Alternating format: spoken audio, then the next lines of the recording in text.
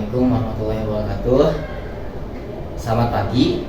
Saya Muhammad Farhan Muzaki dari CGP Angkatan 9. Di sini saya akan mewawancarai Bapak Kepala Sekolah di sekolah saya sendiri terkait modul 3.1 ini yang mungkin Bapak bisa dimulai langsung ya Bapak.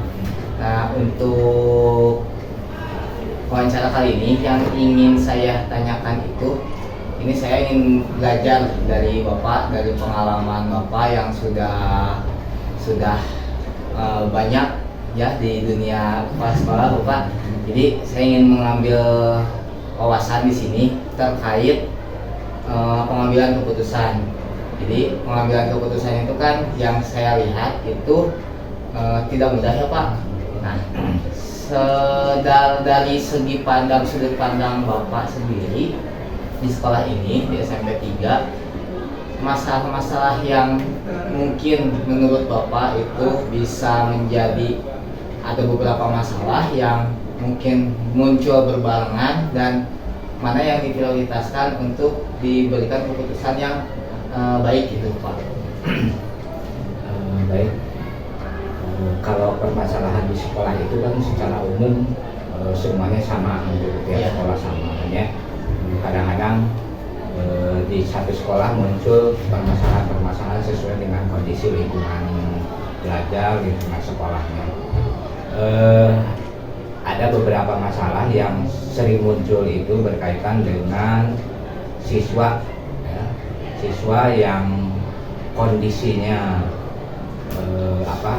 di kelasnya jarang hadir, kemudian siswa yang nilainya tidak ada, kemudian siswa yang bermasalah dengan hukum dan lain sebagainya. Nah, itu akan menjadi problem yang sangat besar untuk sekolah, karena berkaitan dengan apakah siswa tersebut harus tetap berada di sekolah atau siswa itu harus diserahkan kepada orang tua. Nah, itu menjadi problem yang sangat luar biasa untuk di persekolahan, karena sebetulnya kita di lembaga pendidikan ini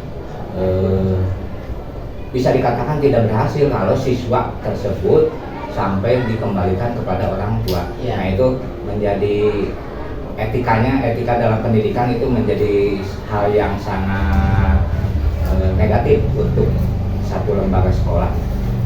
Idealnya itu sebetulnya tidak ada yang harus dikembalikan ke orang tua ya, berkaitan dengan pendidikan, karena di sekolah ini tempat untuk mendidik siswanya dari yang tidak baik menjadi baik, dari yang kurang baik menjadi lebih baik, dari yang tidak berprestasi menjadi anak yang berprestasi.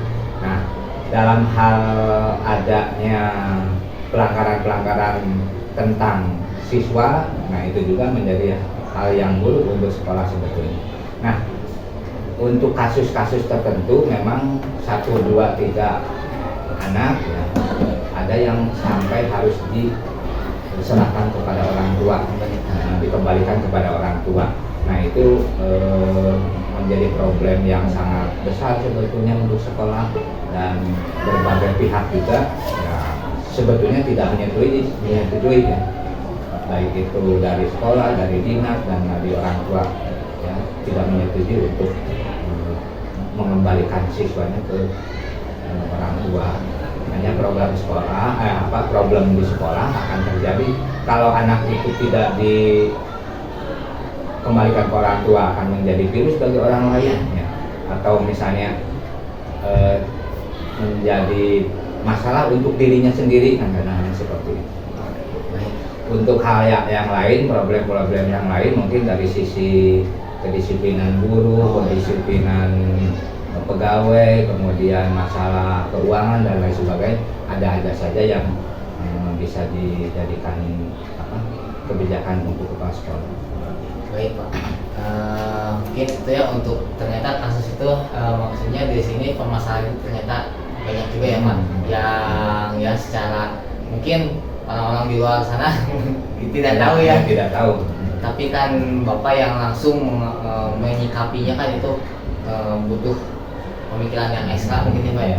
Nah, untuk selanjutnya, selama ini jadi dalam pengambilan keputusan di sekolah ini ya Pak, untuk kasus-kasus tersebut yang mungkin berbarengan, yang sama-sama benar lah misalkan ya, mana yang harus diprioritaskan, untuk pengambilan keputusannya itu dari Bapak itu ada faktor-faktor lain nggak Pak? Seperti pola pikir atau stigma orang seperti itu.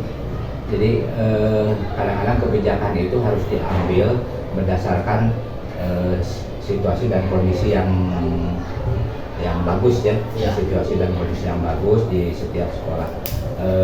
Contoh-contoh dalam mengembalikan kepada orang tua, ya, siswa kepada orang tua, kita juga harus detail, harus jeli bahwa apakah pelanggarannya itu betul-betul tidak bisa ditolerir, atau misalnya pelanggaran itu sangat berat sekali berkaitan dengan hukum. Nah, mungkin kita juga mengambil kebijakan kalau sudah berkaitan dengan hukum ya kita tidak bisa. Kalau hal-hal yang lain misalnya anaknya tidak punya nilai, tidak rajin belajar, sering tidak masuk sekolah, kalau seperti itu sepertinya kita bisa membina lagi ya. Nah, untuk pengambilan keputusan itu kan pasti ada langkah-langkahnya Pak. Nah, untuk langkah-langkah prosedur-prosedurnya itu yang mungkin menurut Bapak yang ideal, yang lebih baik itu langkah yang paling sederhana, yang paling awal itu mungkin seperti apa Pak? Terutama kepada wali kelas, kita harus selalu berkomunikasi ketika anak-anak ada yang bermasalah, apakah itu tidak masuk sekolah atau sakit dan lain sebagainya, atau ada permasalahan di keluarganya dan lain sebagainya. Kita sebagai wali kelas harus selalu berkomunikasi. Nah, kemudian kalau ada hal yang perlu menjadi perjanjian untuk siswa tersebut, ya kita buat pernyataan 1, 2, 3. Nah, kalau masih seperti itu, nah kita kuat untuk mengembalikan kepada orang tua sesuai dengan pernyataan. Jadi langkah-langkah itu harus ditempuh. Kalau kita tidak punya data-data seperti itu, akan jadi bumerang untuk sekolah. Oh iya, jadi malah jadi pihak sekolah yang ini ya akan disalahkan. Nah, berarti tetap ya setiap langkah itu berarti tidak jauh dari kolaborasi ya Pak dengan pihak orang tua, wali kelas, guru, dan orang tua harus tetap komunikasi ya yang intens agar permasalahan-permasalahan itu bisa dipecahkan bersama. Nah, langkah-langkah yang dijalankan itu pasti ada langkah yang paling efektif ya Pak. Prosedur dari langkah yang efektif itu ada satu langkah atau dua langkah, beberapa langkah yang efektif menurut Bapak, yang paling efektif dalam menunjang pengambilan keputusan itu. Berarti dari tadi ya, kolaborasi itu ya Pak ya. Ya, yang pertama kolaborasi dengan orang tua, komunikasi dengan orang tua agar pengambilan keputusan kita itu tidak akan menjadi bumerang juga untuk kita. Nah, jadi harus selalu komunikasi. Kalau komunikasinya intens dengan orang tua, insya Allah tidak akan ada permasalahan di ujungnya nanti. Nah, kan selama proses langkah-langkah tersebut pasti ada tantangan ya Pak ya. Nah, menurut Bapak nih, tantangan yang sering terjadi itu seperti apa? Tantangan yang sering terjadi kalau kita mau mengembalikan siswa kepada orang tuanya, walaupun berbagai surat pernyataan sudah perjanjian juga sudah dilaksanakan, kadang-kadang orang tua itu tidak mau menerima. Ya, orang tua tidak mau menerima karena memang kita semua tahu bahwa wajib belajar itu harus dilaksanakan oleh semuanya. Ya. Jadi orang tua kadang-kadang punya pendapat seperti itu, akhirnya pihak sekolah juga sebetulnya menjadi hal yang sangat negatif. Ya, kalau kita sampai menyalahkan kepada orang tua. Ya, berarti jadi memang harus intens ya Pak ya. Komunikasinya harus berjalan dengan baik antara pihak sekolah dan orang tua ketika ada permasalahan dengan siswa. Nah, kalau kurang intens sepertinya kadang-kadang orang tua juga merasa benar, siswa juga merasa benar. di sekolah merasa benar. Berarti kalau begitu, ketika ada komunikasi dengan orang tua, apakah lebih baik langsung ketika ada misalkan ada suatu kejadian atau seperti apa ya itu di lapangan di sini di kelas. Nah, apakah lebih baik langsung pada hari itu juga kita langsung menghubungi orang tua atau apakah lebih baik menjadwalkan lagi di hari yang berikutnya? Untuk menjaga agar komunikasi tetap jalan dengan orang tua, ya wali kelas berhak ya, mempunyai kewajiban juga untuk selalu menginformasikan kejadian-kejadian langsung kepada orang tua agar tidak terjadi hal-hal yang lebih fatal berikutnya. Ya, kalau belum berkomunikasi kan kita yang disalahkan. Jadi senantiasa harus berkomunikasi dengan orang tua itu ketika ada kejadian yang memang harus dilaporkan, diinformasikan kepada orang tua, ya cepat wali kelas atau guru yang bersangkutan melaporkan. Berarti dari sini bisa dilihat juga ketika ada pasti di sini ada faktor-faktor yang hal yang bisa mempermudah ya Pak, mempermudah Bapak dalam mengambil keputusan, menjalani langkah-langkah prosedurnya. Mungkin dari pihak komunikasi itu ya Pak, dan juga komunikasi dengan wali kelas, apakah mungkin bila saya salah mohon dikoreksi, apakah menurut Bapak yang mempermudah faktor yang mempermudah itu pihak wali kelas berarti yang ikut membantu ya Pak? Ya guru prosedurnya kan mungkin guru melaporkan kepada, kalau ada diketahui oleh guru dilaporkan kepada wali kelas langsung menghubungi orang tuanya atau berkomunikasi dengan orang tua sekecil apapun masalahnya. Ya harus tetap berkomunikasi dengan orang tua, jangan sampai ini mah hanya kecil, masalahnya hanya kecil, kan dari kecil mungkin akan menjadi lebih besar ya. Nah makanya komunikasi walaupun menginformasikan hal yang kecil itu harus tetap dilaksanakan oleh wali kelas. Baik Bapak, terima kasih. Berarti banyak ya langkah-langkah yang harus dilalui, dan tentunya yang saya tangkap ini mungkin seperti hal kolaborasi, kerjasama, komunikasi juga ya Bapak, komunikasi juga itu harus intens ya Pak. Oke baik, mungkin itu Bapak yang ingin saya tanyakan hari ini. Terima kasih yang sebesar-besarnya. Mohon maaf juga jika saya mengganggu waktunya. Semoga ini memberikan saya banyak pelajaran untuk kepala saya ke depannya dan untuk keberkahan kita semua. Terima kasih Bapak. Untuk kegiatan wawancara ini saya tutup. Assalamualaikum warahmatullahi wabarakatuh. Bismillahirrahmanirrahim. Assalamualaikum warahmatullahi wabarakatuh. Waalaikumsalam warahmatullahi wabarakatuh. Selamat pagi Bapak. Selamat pagi. Selamat pagi. Saya Muhammad Farhan Muzaki, CGP Angkatan 9 Kota Sukabumi. Asal instansi saya dari SMP 3. Kebetulan hari ini saya akan berkunjung ke SMP 6 dengan Bapak Kepala ada di sini. Saya berencana untuk wawancara diskusi terkait dilema etika dalam modul 3.1. Bisa dimulai ya Bapak ya? Ya, silahkan. Untuk di sini ada beberapa pertanyaan yang sudah disiapkan Pak, terkait dilema etika atau menunjukkan moral. Untuk pertanyaan yang pertama, di sekolah ini khususnya yang Bapak pimpin, apakah ada beberapa problematika yang mungkin saja terjadi secara berbarengan, dan apakah dari yang harus diberikan penanganan pengambilan keputusan yang mungkin diprioritaskan, mana yang lebih diutamakan gitu Pak? Baik, terima kasih Pak Farhan. Selamat pagi.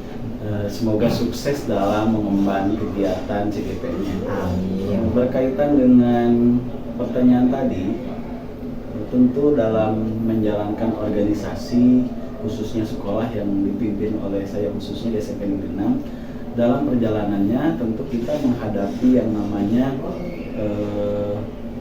kepala yang berbeda. Di antara saja kita menghadapi kurang lebih ada 45 guru dan TU, dan kita pun menghadapi yang namanya 800 siswa. Setiap orang tentu memiliki pola pikir yang berbeda, tujuan yang berbeda. Ya. Selanjutnya yang menyamakan persepsi adalah kita tentu berupaya menyamakan tujuan, berupaya menyamakan arah dan membangun yang namanya sinergitas antara satu dan yang lainnya. Nah, salah satunya tentu kita membuat yang namanya visi, misi, menyusun program. Nah, itu adalah bagian dari upaya kita menghindari yang namanya dilema etika ataupun rujuk rayu dari hal-hal yang tidak baik. Maka kita membuat semacam peta program arah yang jelas dalam kesatuan yang namanya RAKS, visi misi yang ada di sekolah. Itu salah satu. Mungkin ada beberapa contoh yang bisa disebutkan terkait permasalahan yang muncul di sekolah ini. Ya, baik. Sebenarnya keterkaitan contoh dari masing-masing baik guru atau siswa, intinya kita ketika ada masalah berkolaborasi. Oke. Berkolaborasi, jadi tidak kepala sekolah menangani secara sendirian. Yang pertama, ketika ada masalah, tentu dalam hal dunia organisasi ada yang namanya planning, ada yang namanya organizing, ada yang namanya actualing dan controlling. Nah, supaya kita relatif sama seia dan sekata, maka di awal tahun ataupun secara terprogram kita membuat perencanaan terbaik terhadap sekolah ini. Setelah kita membuat perencanaan dan dibuat kesepakatan bersama dalam rangka kolaborasi, maka selanjutnya kita membuat pengorganisasian. Pengorganisasian ini adalah pembagian tugas yang tepat secara profesional dan semua orang diajak, semua orang diberikan tanggung jawab sehingga dalam pelaksanaannya merasa memiliki terhadap program sekolah yang kita bangun. Selanjutnya yang ketiga, kita adalah ada yang namanya actualing. Tentunya dari perencanaan yang baik, dari pengorganisasian yang baik, maka kita harus dilaksanakan sesuai dengan kalender waktu yang sudah ditentukan dan disepakati. Dan terakhir, kita yang ada yang namanya evaluasi. Nah, evaluasi ini tentunya setiap program-program yang dibangun harus ada yang namanya koordinasi, harus ada yang namanya evaluasi. Dari sana nanti kita akan mendapatkan sebuah catatan mana yang sudah bagus, mana yang perlu disempurnakan. Dan yang perlu disempurnakan ini adalah bagian tugas bersama untuk dicari solusi dengan cara kolaborasi agar esok hari kegiatan kita jauh lebih baik lagi dari apa yang sebelum dilaksanakan. Nah, mungkin contoh ya. Kalau contohnya, misalnya kita ada yang namanya rapat awal tahun.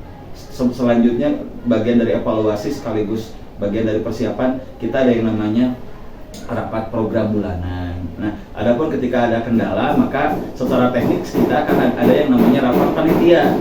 Nah, rapat panitia ini kita adakan secara khusus. Namun secara personal, ketika ada masalah, tentu kepala sekolah berkolaborasi dengan struktur organisasi di sekolah yang ada. Ada yang namanya kesiswaan, ada yang namanya kurikulum, ada yang namanya sarana prasarana, ada yang namanya kehumasan. Nah, titik masalahnya ada di mana? Ketika salah satu unsur di kita bermasalah dengan bagian pembelajaran, maka kita nanti memberikan semacam motivasi, memberikan dorongan, berhubungan misalnya dengan kurikulumnya, berhubungan dengan lain-lainnya. Namun ketika salah satu masalahnya misalnya yang bermasalah di siswa, maka kita berkolaborasi dengan wali kelasnya, berkolaborasi dengan BK-nya, berkolaborasi dengan wakil kesiswaan dan orang tua. Nah, itu contoh yang dibangun. baik, terima kasih Pak. Lalu ketika kan kita itu di sekolah sekarang lagi sedang di ini ya Pak, ketika berkaitan dengan karakter nilai-nilai kebajikan seperti tanggung jawab siswa, kebajikan siswa di pembelajaran, kegiatan apapun soft skill ya. Nah, untuk nilai-nilai kebajikan tersebut pernah adakah dari anak-anak sedikit ada melenceng dari nilai kebajikan seperti yang tadi disebutkan, kedisiplinan, tanggung jawab, kejujuran? Yang namanya anak-anak ya itulah pasti apalagi di dunia ABG ingin mencoba segala sesuatunya yang dikatakan mungkin tertantang. Nah, untuk mengatasi itu maka di awal ketika siswa baru itu masuk ataupun setiap periode tertentu kita bikin kesepakatan. Di antaranya di sekolah membuat yang namanya tata tertib secara tertulis, lalu ada protokol kelas, Ya. ada kesepakatan pembelajaran. Nah, sebenarnya hal itu bagian dari upaya untuk ya mengurangi Ya. terjadinya risiko dari hal-hal yang tidak diinginkan kejadian dari Mungkin siswa. ya. Nah, tapi seandainya hal itu terjadi, ada anak-anak yang keluar dari frame yang sudah Ya. disepakati, ada beberapa upaya. Yang pertama, secara preventif kita ada yang namanya sosialisasi. Secara preventif, lalu ada secara persuasif, ada pendekatan-pendekatan terhadap anak-anak yang memang mungkin perlu perhatian khusus. Ya. Nah, anak-anak yang perlu perhatian khusus ini, persuasifnya yang pertama kita memberikan semacam secara teguran. Bila masih, maka kita adakan pendekatan dengan menggandeng kedua orang tuanya melalui pendekatan wali kelas, melalui pendekatan bimbingan konseling. Nah, jikalau hal itu mungkin masih kurang, biasanya kita ditaikan menjadi ada yang namanya surat peringatan 1, surat peringatan 2, sampai titik tertentu. Seandainya anak mungkin dalam belajarnya kurang kondusif, kita akan membantu anak itu tetap belajar, tetapi dengan cara yang berbeda. Baik, berarti untuk langkah-langkah prosedur sudah sekaligus barusan dijelaskan ya? Ya, sudah Bapak, dijelaskan. dari awal masuk juga tadi Ya. sudah ada semacam antisipasi lah Pak ya? Betul. Nah, mungkin dari langkah-langkah yang sudah diantisipasi, langkah yang dilaksanakan itu mungkin ada hal yang paling efektif menurut Bapak itu seperti apa? Hal yang paling efektif dalam menegakkan aturan adalah contoh yang terbaik. Contoh suri tauladan yang terbaik, baik itu saya sendiri sebagai kepala sekolah, Ya. guru itu sendiri, sebab anak-anak itu melihat role model itu adalah kepala sekolah dan Ya, gurunya. betul. Jadi ada kata istilah guru kencing berdiri maka anak kencing berlari. Maka hal yang paling efektif adalah contoh suri teladan yang terbaik. Itu jauh lebih efektif. Sangat efektif ya Pak. Ya. Untuk contoh-contoh seperti itu, apakah ada tantangan yang berat? Ya, yang namanya contoh, yang namanya kita membangun anak-anak di dunia pendidikan tentu tidak seperti kita menyambal. Ya. Begitu kita masukkan cengeknya akan terasa pedas, tetapi prosesnya seperti evolusi. Jadi perubahan sikap itu jangan kita berikan di dunia pendidikan. Hari ini kita berikan semacam approach, dorongan, mungkin perubahannya 1 tahun, 2 tahun yang akan datang. Jadi tantangannya kembali pertama adalah tingkat kesadaran. Ada kalanya anak-anak belum merasa sadar dengan hal itu semua. Yang kedua juga kesadaran dari orang tua. Belum merasa sadar bahwa yang membesarkan anak itu sepertinya hanya milik sekolah saja. Lalu dibiarkan. Tantangan yang ketiga biasanya lingkungan. Jadi ada 3 faktor yang menjadi tantangan dalam kita mendidik anak-anak. Satu, tantangan anaknya itu sendiri ketika anak-anak ini masuk ke usia remaja, dan yang kedua adalah faktor keluarga. Jadi kalau didikan keluarganya baik, ini anaknya akan baik. Tetapi kalau didikan keluarganya pun kurang baik, ini akan berimplikasi terhadap anak itu sendiri terbentuk menjadi yang kurang baik. Dan yang ketiga faktor lingkungan. Lingkungan itu adalah pencetak. Jadi mencetak bagaikan kalau ini seperti pabriknya ya. Jadi baik buruknya itu salah satunya lingkungan. Maka sekolah bagian kembali untuk merefresh, untuk meluruskan. Tetapi secara umum anak-anak relatif baik. Adapun ada catatan kasus hanyalah 1-2 orang anak saja. Nah, baik. Kemudian ketika kan tadi disebutkan ketika ada catatan kasus atau permasalahan dan ada komunikasi dengan orang tua. Ya, membangun sinergitas. Nah, ketika Bapak menginstruksikan untuk ada komunikasi dengan orang tua, itu apakah yang lebih baik itu langsung di hari kejadian atau lebih baik menjadwalkan di hari yang berikutnya?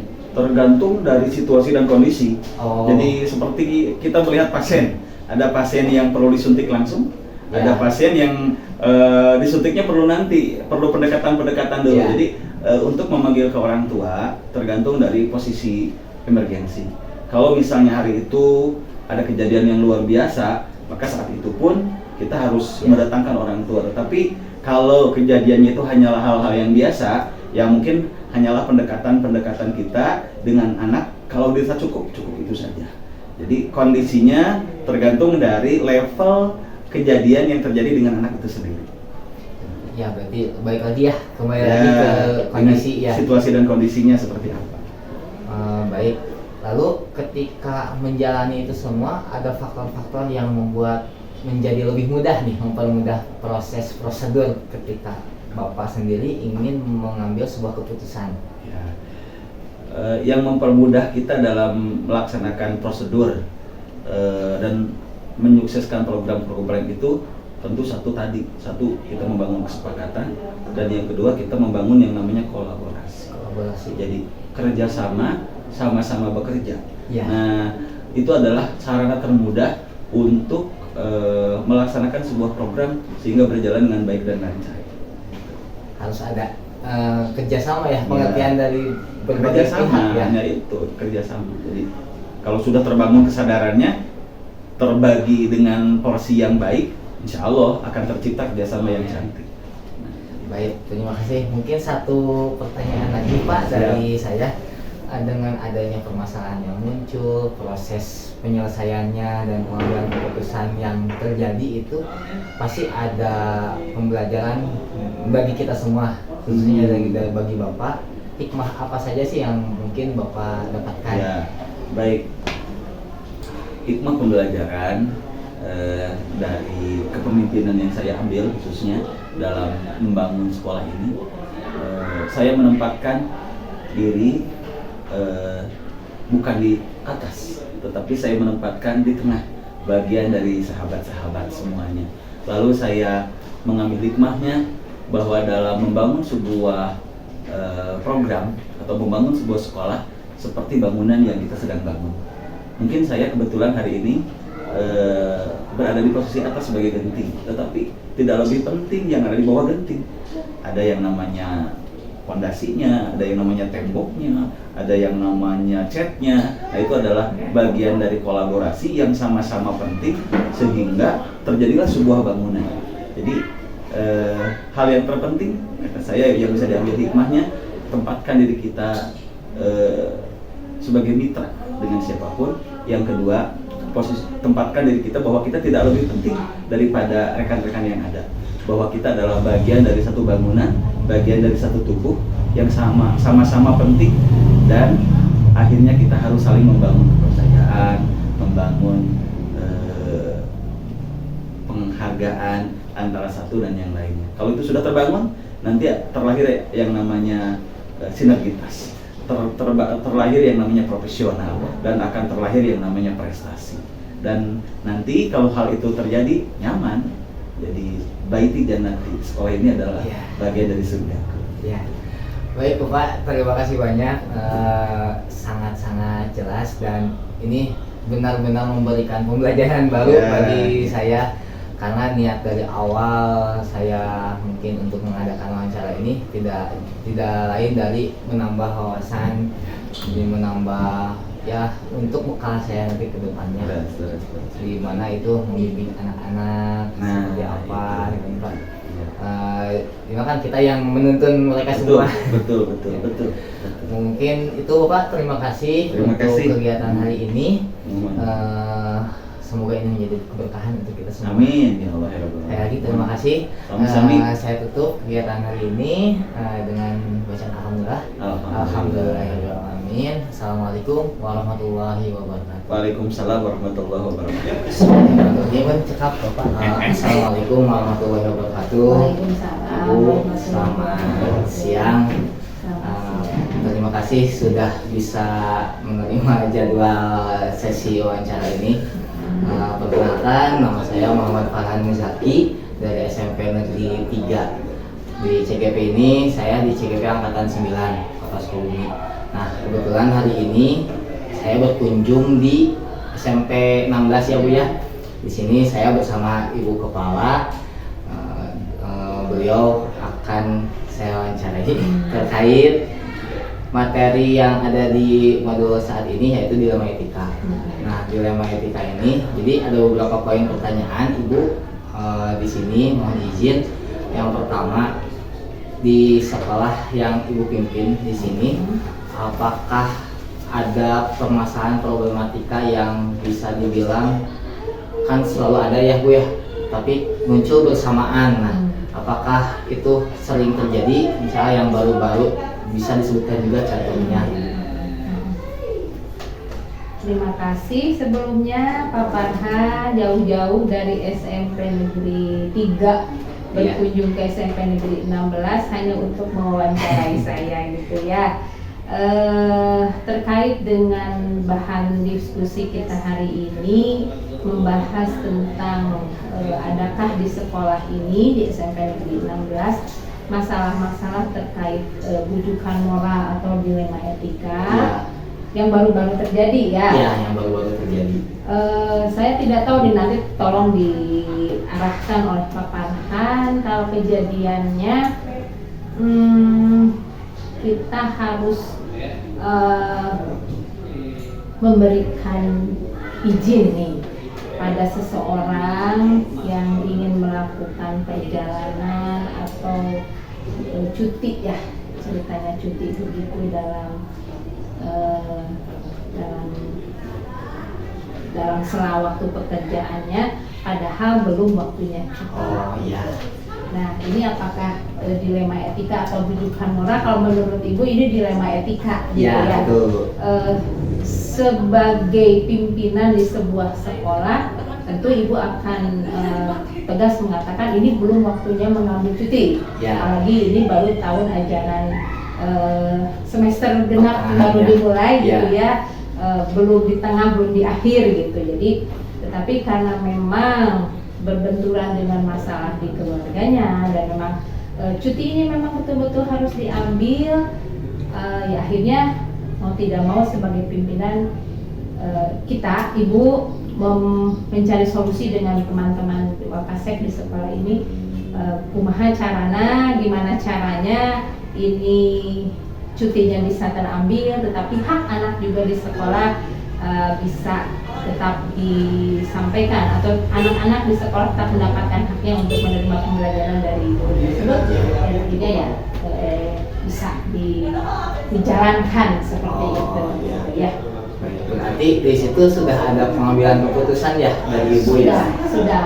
Jadi sudah menjadi kebiasaan saya selama menjadi kepala sekolah di sini tidak pernah mengambil keputusan itu sendiri. Oh ya. Jadi kalau ada masalah besar maupun kecil gitu ya, sebelum mengambil keputusan, walaupun sebenarnya saya sudah punya nih jawabannya untuk keputusan itu, tetapi tetap saya akan memanggil 4 Wakasek yang saya punya gitu ya. Semuanya harus mengeluarkan pendapat, semuanya harus mengeluarkan alasan-alasan dari solusi-solusi yang mereka berikan, dan kita nanti mencari satu solusi yang paling memungkinkan untuk diambil dari masalah.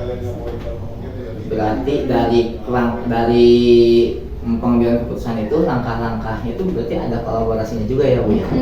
Bersama para Wakasek ya. Karena Ibu pikir gini ya, kalau kita mengambil sebuah solusi dari pikiran kita sendiri, padahal itu betul, tetapi mungkin ada hal-hal kecil yang terlupakan gitu. Tapi ketika kita berbicara dengan banyak orang, dengan banyak kepala dan banyak pikiran, nanti akan ada, oh iya, kenapa harus keputusan ini yang kita ambil, karena memang alasannya lebih masuk akal ini gitu ya. Seperti itu. Jadi berusahalah menjadi seorang pemimpin yang demokratis, tidak yang otoriter seperti itu. Baik, terima kasih Ibu. Lalu berarti kalau seperti itu, hal-hal itu berarti yang paling efektif ya? Kalau menurut Ibu sampai hari ini ya, itu yang paling bisa diambil sebagai, jadi bukan ingin melimpahkan juga kesalahan ke orang lain misalnya misalnya keputusan yang kita ambil ternyata salah nih, bisa akhirnya kan ini kan keputusan itu sama, enggak juga, tapi itu tadi berpikir banyak orang untuk satu masalah akan lebih menimbulkan banyak solusi yang lebih mungkin masuk akal gitu untuk menyelesaikan masalah tersebut. Karena ada kerjasama tadi ya Bu ya. Betul. Nah tapi kan di saat kerjasama kolaborasi itu kan pasti ada tantangan ya Bu ya. Nah tantangan yang sekiranya Ibu anggap mungkin tantangan yang rumit itu ada di hal apa? Tantangan yang paling rumit sampai hari ini ketika akhirnya keputusannya tidak bisa diambil mutlak. Masing-masing yang 4 orang sampai 5 orang dengan ibu ini punya punya jawaban, punya solusi untuk masalah tersebut yang berbeda. Tetap beda 5-5-nya. Nah ini yang cukup sulit kita untuk mencari ini loh yang mau diambil gitu ya. Tapi biasanya kemudian mencoba apa ya, merefleksi jawaban-jawaban kita, mendengarkan juga jawaban-jawaban mereka. Oh, sebenarnya ini matching loh, ini dengan ini matching loh gitu ya. Jadi sudah agak ditekan dulu emosi masing-masingnya, baru disampaikan. Sebenarnya ini tuh begini loh, yang disampaikan oleh Bapak ini sama dengan yang disampaikan oleh Bu Dino. Ya akhirnya itu yang bisa memberikan kita kemudahan mengambil solusi yang bisa diambil oleh semua orang, disepakati oleh semua orang. Alhamdulillahnya bisa disepakati ya Bu ya. Nah, untuk kan ketika ada diskusi pasti ada waktu dan tempat ya Bu ya. Nah, untuk waktu itu apakah langsung di hari misalkan ada permasalahan ini langsung saat itu juga atau mengagendakan lagi jadwal di hari berikutnya? Tergantung masalahnya. Itu masalah apa yang kita hadapi. Kalau memang itu hal yang betul-betul harus hari ini kita ambil penyelesaiannya, ya langsung kita ngumpul saat itu. Walaupun tidak komplit jadi 5 orang begitu ya, yang adanya cuma 2 atau 3 orang ya nggak apa-apa, yang penting terwakili. Hasil keputusan itu bukan hasil pribadi saya sebagai kepala sekolah, tapi hasil diskusi dengan Pak Kasep tadi gitu. Walaupun hanya diwakili oleh 2 atau 3 orang. Tetapi andai masalah ini masalah yang cukup berat, biasanya ibu memberi waktu jeda untuk teman-teman, sok pikirkan dulu di rumah. Atau yuk diskusinya jangan di sekolah deh, karena kalau di sekolah bisa didengar sama yang tidak harus mendengar misalnya begitu. Kadang di luar kita melakukan diskusinya, jadi kita agendakan di tempat lain, di waktu yang lain sampai kita betul-betul merenungi dulu masalah ini dan begini dan solusinya insya Allah yang terbaik gitu ya. Pernah waktu itu kejadiannya ada satu masalah yang cukup besar gitu di sekolah, itu sampai saya menunda sampai 1 bulan untuk mengambil keputusannya, walaupun teman-teman Wakasek sudah bulat keputusannya ini Bu bisa diumumkan hari ini, hari Senin misalnya gitu. Tapi tetap saya pending. Akhirnya mereka bertanya, kenapa belum diumumin juga? Nah, ibu masih mikir dulu, masih nimbang-nimbang dulu. Walaupun memang akan itu keputusannya, tetapi masih mengolah dulu kalimat mana, kata-kata mana yang harus dikeluarkan supaya semua orang enak gitu menerima. Gitu. Karena mungkin ketika mengambil satu keputusan itu kan banyak faktor ya Bu ya, banyak pertimbangan mungkin ya Bu ya. Nah, untuk mungkin ada apa sesuatu hal atau seseorang yang menjadi faktor lain untuk mempermudah ibu mengambil suatu keputusan, ada atau tidak? Faktor lain maksudnya gimana nih? Ya ketika ibu sulit mengambil suatu keputusan, mungkin ada seseorang yang bisa diajak berbicara lebih dalam misalkan, atau ada hal yang lain bisa membuat ibu lebih mudah gitu. Kadang-kadang gini ya, selain berbicara dengan para Wakasek, ibu juga punya grup kepala sekolah itu ya. Jadi kadang-kadang kalau menurut ibu ini perlu disampaikan kepada teman-teman, walaupun tidak secara eksplisit ya menceritakan kasus yang utuh gitu, tapi meminta pendapatannya kasus begini nih, coba pendapatnya bagaimana dari teman-teman. Mereka tidak senang itu suka ngebredel nanti jawaban masukan. Betul. Disesuaikan dengan kondisi sekolahnya masing-masing. Nah, jadi dari situ semakin terbuka wawasan kita gitu. Pernah satu kasus beberapa waktu yang lalu sampai orang-orang dinas malah ibu telepon satu persatu, mulai dari Pak Kadis, Pak Sekdis, Pak Kabin gitu ya, para pengawas, ibu telepon minta pendapat mereka semua gitu. Jadi tidak hanya teman-teman di MKKS, tapi juga para pimpinan yang di atas itu ya, orang-orang dinas. Dan ketika mereka memberikan jawaban yang sama, Bismillah, keputusan yang akan saya ambil benar, Ya. karena hampir semua orang memiliki jawaban yang sama untuk Ya. kasus itu. Gitu. Punya pandangan yang sama ya. Berarti di prosesnya itu ada bisa saja lebih luas lagi ya Betul. pertimbangannya itu. Betul. Oh, baik Ibu, terima kasih Ibu. Mungkin satu pertanyaan lagi. Dari berbagai permasalahan yang sudah dialami oleh Ibu di sekolah, pembelajaran atau mungkin pasti ada hikmah yang bisa diambil ya. Hikmah seperti apa sih yang bisa Ibu ambil gitu? Kalau di sebuah persekolahan ya, yang notabene kita bergaul dengan manusia, makhluk sosial, yang setiap hari fluktuasi kejiwaannya itu berubah ya. Kadang hari ini moodnya baik, besok moodnya kurang baik begitu. Jadi untuk menyelesaikan kasus-kasus apakah ini dilema etika atau bujukan moral tidak bisa dipisah gitu. Ini bujukan moral, jadi penyelesaiannya harus begini. Ini Etika. dilema Dilema etika. etika. Jadi keputusannya harus begini. Ternyata enggak. Kalau di sekolah itu nggak bisa seperti itu. Tetap kita harus melihat dulu bahwa yang kita hadapi adalah manusia, yang punya hati, yang punya jiwa, yang punya perasaan. Jadi ketika masalahnya berhadapan dengan manusia, solusi yang kita cari pun harus yang benar-benar mungkin bijaksana untuk mereka gitu ya. Mudah-mudahan bijaksana untuk mereka, sebijaksana mungkin dan tidak menyakiti perasaannya. Itu Ya. yang paling Intinya ke situ ya Bu ya. walaupun mungkin sebenarnya nyakitin, tapi sekadar sakitnya tuh Ya.